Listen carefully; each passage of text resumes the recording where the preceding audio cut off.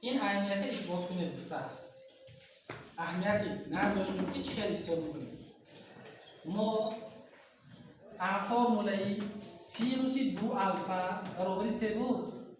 دو سینوسی الفا ضربی کوسین الفا. این فرموله بودن. اهمی فرموله استفاده می‌بریم برای اثبات این عینیت. چه کار این فرموله استفاده می‌بریم گویی؟ حاضر کوسینوسی 5 پی تقسیم 5 های برای سینوسی دو الفا شدن چیزیش نمیرسد. گویی که کوسینوسی الفا های چه نمیرسد؟ دو سینوسی الفا نمیرسد. همین دو سینوسی الفا چون کنیم گویی هم صورت و هم مخرج رو ضرب کنیم میشه می دو سینوسی 5 پی تقسیم 5 ضرب کوسینوسی پی تقسیم 5 ضرب کوسینوسی چی؟ دو پی تقسیم 5 هم ضرب کنیم هم تقسیم.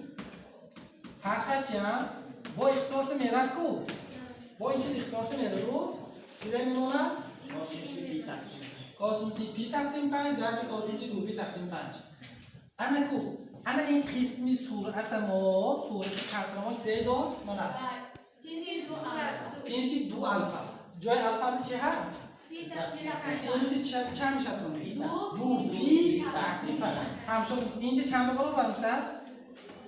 سینوسی دو پی تقسیم 5 ضرب اینش خودش نوشته مانی با کوسینوسی دو پی تقسیم 5 مخرج خودش یک بار می‌نویسه پی تقسیم 5 برابر 1/4. معقول می؟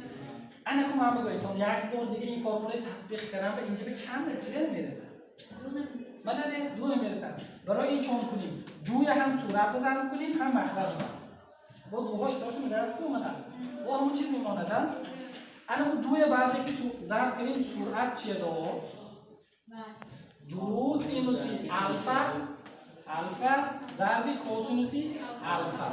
بچه‌ها سینوسی دو ضرب دو پی تقسیم 5 چند میشه؟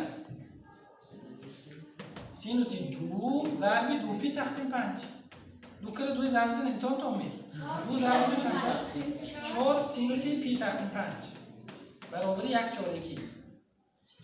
هم اینجا چند داده است؟ سینوسی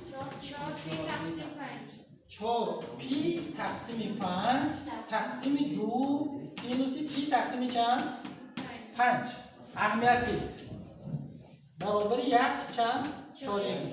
اکو اینش چه خیلی خیلی برابونی سینوسی 4 تقسیم 5 سینوسی 5 چاپ کنیم. این بعد فرموله های موافق قابل استفاده می‌کنه.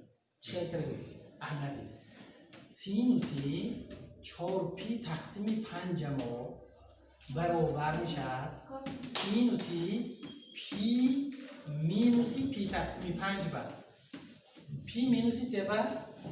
یعنی خطم هم خیلی اصلی 5 مخرج میشه پی بر 5 پی یک پی تر کنیم با چند میشه؟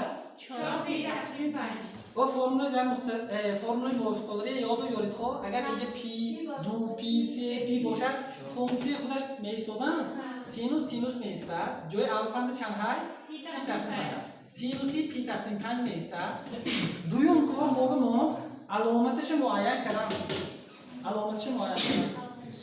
سینوسی پی مینوسی الفا کدام چاره مرا یک بار دیگه مول پی تقسیم 2 پی 3 پی تقسیم 2 پی هم خیلی بود می 2 پی مینوس الفا چارکی چند میشه؟ اینجا پی الفا تقریبا چارکی چند؟